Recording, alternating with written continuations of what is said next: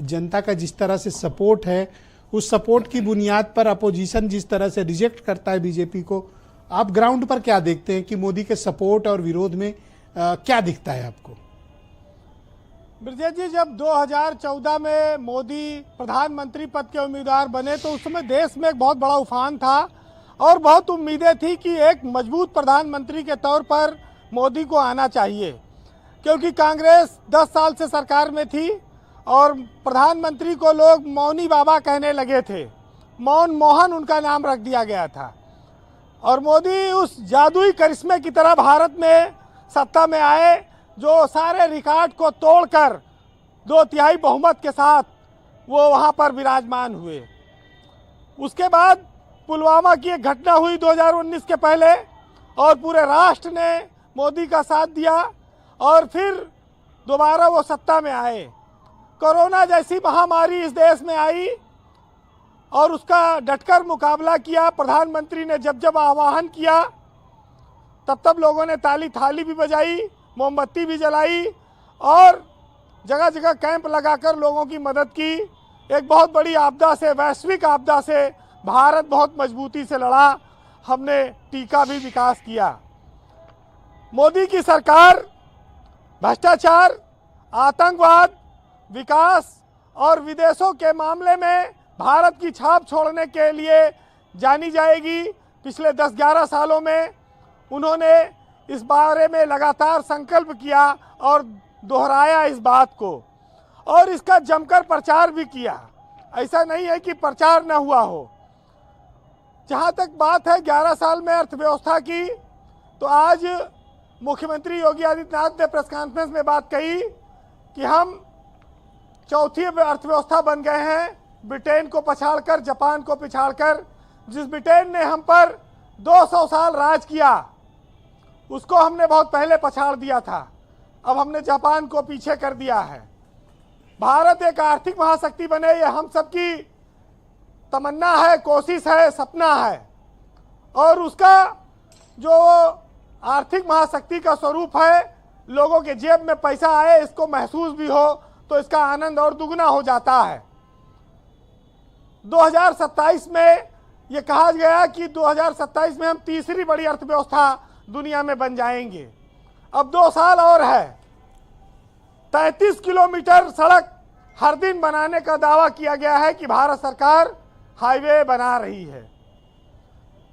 लेकिन इन सब विकास के साथ साथ जो सबसे महत्वपूर्ण बात है कि कोई त्रिशंकु सरकार न रहे, कोई लंगड़ी सरकार न रहे, स्थिर सरकार रहे जो देश को मजबूती प्रदान करे, जिसके लिए बार बार मध्यावधि चुनाव ना हो और जनता की गाढ़ी कमाई बर्बाद ना हो। जी ब्रजेश जी, घरेलू मुद्दे भी बहुत सारी चुनौतियां थी। भारत की सीमाओं पर आतंकवाद और पड़ोसियों के साथ रिश्ते मजबूती करने के लिए बहुत सारे काम करने थे। सेना को मजबूत बनाना था। इन सब मोर्चों पर लगातार मोदी एक मजबूत नेता बनकर उभरे। विपक्ष ने जब जब साथ की जरूरत थी उसने भारत का साथ दिया, सरकार के आह्वान पर दिया, इसमें भी कोई शक नहीं है। लेकिन ये बात बहुत साफ कहनी पड़ेगी कि मोदी के करिश्मे ने भाजपा को वो बुलंदियां दी जो उसके जन्मकाल से आज तक नहीं हुई थी। वो ऊंचाई पर गई पार्टी, देश के 20 से ज्यादा राज्यों में उनकी सरकार बनी और उनका करिश्मा आज भी बरकरार है, ये भी कह सकते हैं। और जहां तक स्वच्छता अभियान की बात है, घर घर शौचालय की बात है, नल से जल घर में पहुंचाने की बात है, कोरोना से निपटने की बात है, बहुत सारे काम सरकार के सामने चुनौती बनकर आए और उन्होंने अभियान चलाया, बनाया, कोशिश की कि बेहतर किया जाए। छेद तो देखिए, जब पाइपलाइन जा रही है तो छेद तो कोई भी करके पानी निकाल सकता है। छेद की गुंजाइश बेईमानी के तंत्र ने हमेशा बना कर रखी है। लेकिन आज हम तुलना अमेरिका, ब्रिटेन, जापान इनसे करते हैं तो अच्छा लगता है कि भारत मजबूती की ओर है। लेकिन भाजपा सरकार जब आई थी तो कुछ और उम्मीदें भी साथ में लेकर आई थी। उसने कहा था कि हम महंगाई 100 दिन में कम कर देंगे। महंगाई के मोर्चे पर सरकार नाकाम साबित हुई। अर्थव्यवस्था में पूंजीगत व्यवस्था, लोगों के पास पैसा आया, फ्लो बढ़ा, लेकिन महंगाई रोकने में लगातार उसको संघर्ष करना पड़ा। जीडीपी की रफ्तार कम नहीं होने पाई, लेकिन महंगाई में उसकी आलोचना होती रही। पेट्रोल डीजल को सस्ता करने की बात थी, किसानों की आय दुगना करने की बात थी। जो सांसदों ने गांव गोद लिया था उनको विकास करने की बात थी। बहुत सारी चीजें थी। बेरोजगारी खत्म करना था। लेकिन जब चुनाव आया तो चुनाव लड़ा जाने लगा जाति पे, पात पे, पीडीए पे, अगड़े और हिंदू और मुसलमान पे। तो ये सब मुद्दे पीछे छूट गए। ये इन पर चर्चा नहीं हो पाई।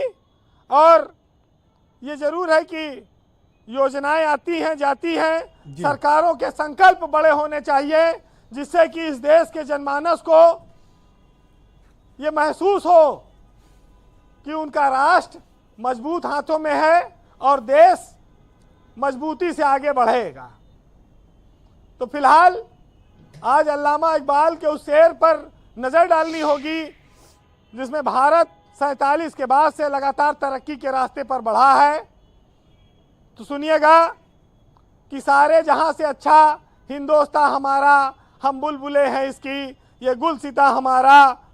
और यूनान और मिस्र और रूमा सब मिट गए जहां से, अब तक मगर है बाकी नामो निशा हमारा। और कुछ बात है कि हस्ती मिट्टी नहीं हमारी, और सदियों तलक रहा है दुश्मन जहां हमारा। बहुत शुक्रिया वीरेंद्र जी, बहुत बड़ी बात आपने कही, बहुत धन्यवाद। ग्राउंड जीरो से फीडबैक, ओपिनियन और ऑब्जर्वेशन हम तक पहुंचाने के लिए। बहनों भाइयों, प्रधानमंत्री मोदी के 11 साल के कार्यकाल पर हम चर्चा कर रहे हैं, बीजेपी के नेतृत्व वाली